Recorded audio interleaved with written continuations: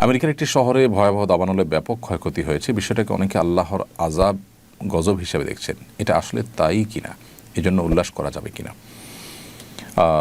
আমরা অনেকে ইতিমধ্যে শুনেছি যে আমেরিকার হলিউড নামক একটি শহরে ভয়াবহ দাবানল পুরো শহরকে পুড়ে ছাই করে দিয়েছে। টানা 2 দিনের অধিক সময় ধরে শুধু পুড়ছে তো পুড়ছেই, এবং কোনোভাবে সে আগুন থামছে না।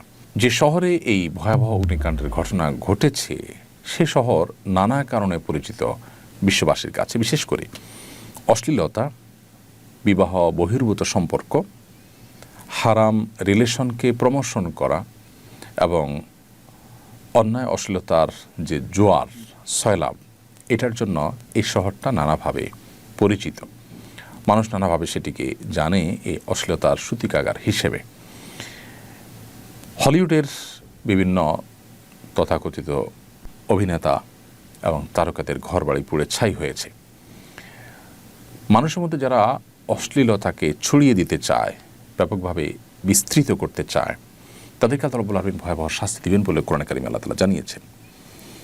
এই যে দাবানল, সেটা তাদের সেই সব কৃতকর্মের শাস্তি কিনা এটা নিশ্চিত করে বলা কঠিন হলেও আপাত দৃষ্টিকোণ থেকে, বাহ্যিক দৃষ্টিকোণ থেকে এটি দেখে একজন মুসলমান সতর্ক হওয়ার যথেষ্ট কারণ রয়েছে, শিক্ষা গ্রহণ করবার যথেষ্ট কারণ রয়েছে।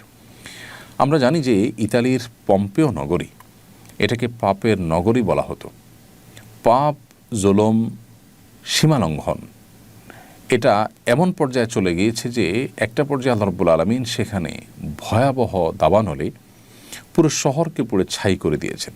এখনও সেই কয়লা হয়ে যাওয়া শহরটি ওইভাবে কয়লা অবস্থাতেই বিশ্ববাসীর কাছে এখনও দৃষ্টান্ত হিসাবে, শিক্ষা গ্রহণের উপাদান হিসাবে এখনও টিকে আছে।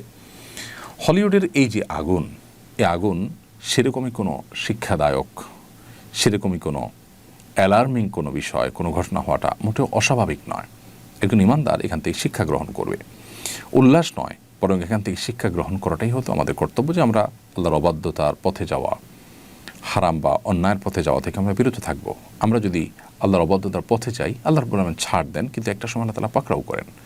আল্লাহ সুবহানাহু ওয়া তাআলা ছাড় পেতে পেতে একটা সময় আমাদের কাছে মনে হয় যে না, আল্লাহ বোধহয় আমাদেরকে আর পাকড়াও করছেন না, কিন্তু একটা সময় ঠিকই আল্লাহ সুবহানাহু ওয়া তাআলা ধরেন এবং পাকড়াও করেন।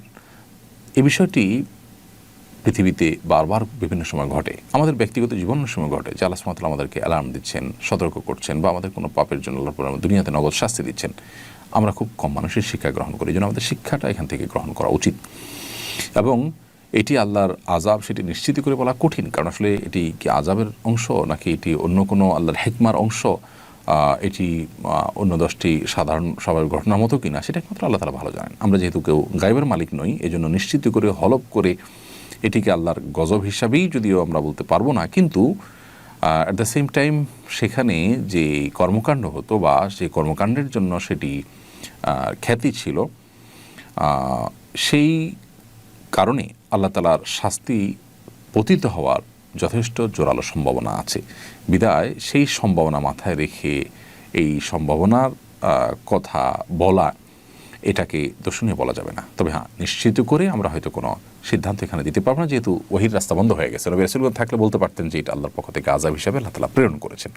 এখানে অবশ্য আরেকটি বিষয় গুরুত্বপূর্ণ, তা হলো আমরা জানি গাজাও পড়ছে, হলিউডও পড়ছে। পার্থক্য অবশ্য একটা বেশ পরিষ্কার, সেটা হলো গাজার মানুষজন মুসলমান, তিনি একজন মুসলমান হিসাবে তারা আখিরাতে বিশ্বাসী। দুনিয়া যদি পড়েও যায় মুসলমানের, তারপর তার আখিরাতের অনন্ত অসীমকালের যে যাত্রা, সেখানকার সুখ এবং জান্নাত থাকলেই তার এই পুড়ে যাওয়াতে তার জন্য তেমন কোনো ভয়াবহ বিপদের কারণ বা ক্ষতির কারণ ব্যাপারটা সেরকম নয়। কিন্তু যারা আখিরাতে বিশ্বাসী নন, তাদের তো দুনিয়াটাই সব, তাদের যদি দুনিয়ায় পুড়ে যায় তাদের আর থাকলোটা কি? আল্লাহ তাআলা আমাদেরকে ঈমান এবং তাকওয়ার চর্চায় অগ্রগামী হওয়ার তৌফিক দান করুন।